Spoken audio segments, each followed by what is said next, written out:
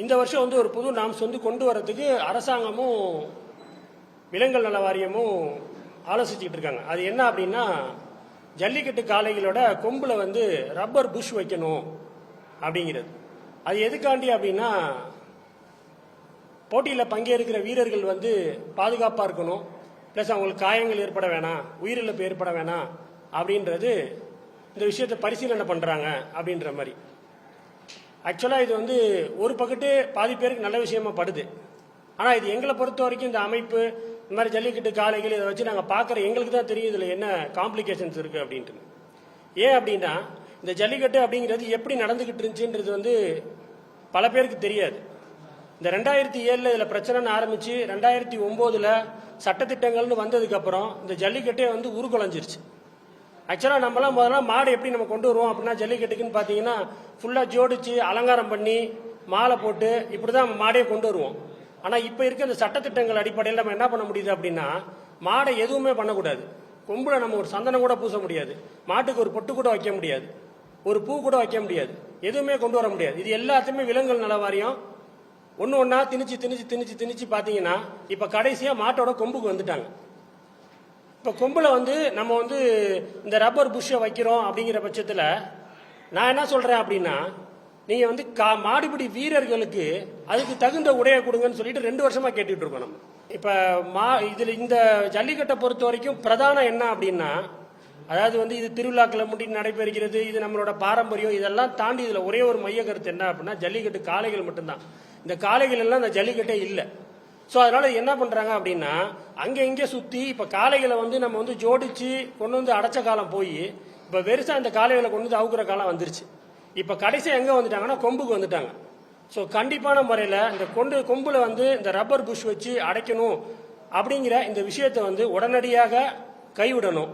விலங்குகள் நல வாரியமும் தமிழ்நாடு அரசும் இதை பேசி பரிசீலனை பண்ணிட்டு இருக்கிறதா சொல்றாங்க. நாங்கள் தமிழ்நாடு அரசுக்கு இது மூலமாக ஒரு கோரிக்கையும் வைக்கிறோம்.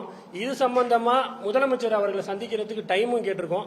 கண்டிப்பான முறையில் முதலமைச்சரை சந்தித்து இந்த கோரிக்கையை வலியுறுத்துவோம். ஏன்னா இதில் வந்து ஒன்ஸ் இந்த கொம்புல வந்து ரப்பர் புஷ்ஷோ ஏதோ வச்சுட்டாங்க அப்படின்னா இது வந்து ஒரு பொம்மலாட்டம் மாதிரி ஆகிப்போம். யார் வேணா, நீங்கள் நான் யார் நினைச்சாலும் அந்த மாட்டால் ஒன்றுமே செய்ய முடியாது. நாயினா குலைச்சி தான் ஆகும், கடிச்சு தான் ஆகும், அதுக்குன்னு வாயை கட்ட முடியாது. அது மாதிரி நாடுனா அதுக்கு அழகே அது கொம்பு தான். அந்த கொம்புல ஒன்றும் செய்யலை அப்படின்னா முடிஞ்சு போச்சு. அப்புறம் ஒரு முக்கியமான விஷயம், நேற்று வந்து மதுரை ஹைகோர்ட் வந்து ஒரு ஆர்டர் போட்டிருக்காங்க. அது உங்களுக்கு தெரியுமா? நிச்சயமா தெரிஞ்சிருக்காதுன்னு நினைக்கிறேன். ஜல்லிக்கட்டில் வந்து காளைகள் அவுத்து விடுறோம்ல, இப்போ என் பேரில் அவுக்குறோம், என் பேரில் ராஜேஷ்னு நான் மாடை அவுக்கணும். ஆனால் இப்போ நான் வந்து நாடாரோ பிள்ளைமாரோ இல்லை தேவரோ அப்படின்னு சொல்லி பேர் சேர்த்து அவுக்கக்கூடாதுன்னு சொல்லி ஒரு மிக முக்கியமான ஒரு ஆர்டரை போட்டிருக்கிறாங்க. இதை நான் எப்படி பார்க்குறேன் அப்படின்னா, சம்மந்தமே இல்லை. இந்த விஷயத்த மதுரை ஹைகோர்ட் வந்து ஒருத்தர் வந்து மாநகிரியில் ஒருத்தர் வந்து ஒரு பொதுநல வழக்கை அதை போட்டிருக்கிறாரு. அதை மதுரை ஹைகோர்ட் எடுத்து விசாரிச்சிருக்காங்க. விசாரிச்சு தமிழ்நாடு அரசுக்கு ஆர்டர் போட சொல்லியிருக்கிறாங்க. இந்த மாதிரி வந்து ஜாதி பேர் சேர்க்கக்கூடாது அப்படின்னு சொல்றாங்க. நான் என்ன சொல்றேன் அப்படின்னா, ஜல்லிக்கட்டில் மட்டும்தான் ஜாதி பேர் சேர்க்கிறாங்களா?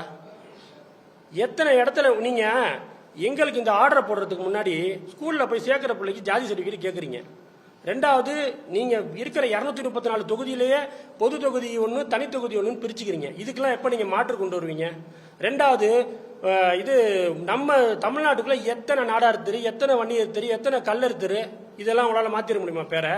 பேர் போடாதீங்கன்னு சொல்றீங்களே. இன்னைக்கே நீங்க பல தலைவர்களோட பேருக்கு பின்னாடி ஜாதி இருக்குங்க, அதை உங்களால் எடுக்க முடியுமா? அதுக்கு ஆர்டர் போட முடியுமா?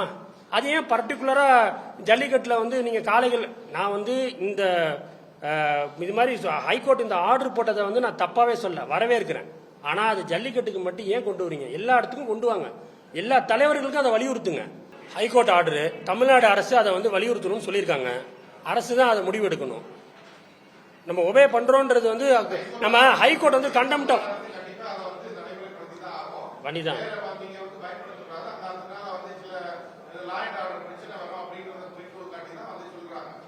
அதுல வந்து அந்த இடத்துல இல்ல, அந்த இல்ல ஒபே பண்ண போறது உறுதி. ஆனா எங்களோட நான் ஒரு விஷயத்த பிடிச்சி ஏத்துக்கிறதும் பிடிக்காம ஏத்துக்கிறதும் வித்தியாசம் இருக்குல்ல. நான் அந்த விஷயத்த விரும்புறேன், எனக்கு இது ஓகேப்பா, சாட்டிஸ்ஃபைட் அப்படின்னு நான் எடுத்துக்கிறேன்றதால எனக்கு இது விருப்பமே இல்லை, ஆனாலும் நான் போறேன் அப்படின்னு போற மாதிரி தான் இருக்காது.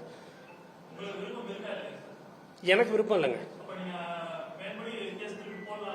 இல்ல, நான் என்ன சொல்றேன்னா, இது வந்து இப்போ நான் மேற்படி திருப்பி நான் கேஸை போட்டு என்ன சொல்ல போறேன்? என் சைடில் என்ன ஜஸ்டிஃபை பண்ண முடியுது? கவர்மெண்ட்டுக்கு ஆர்டர் கொடுத்துருங்க. கவர்மெண்ட்டுக்கு நான் அதனால தான் இதை வலியுறுத்துறேன். உங்களை மாதிரி பத்திரிகையாளர் மட்டுமே அதை நான் வலியுறுத்துறேன். என்ன சொல்ல வரேன்?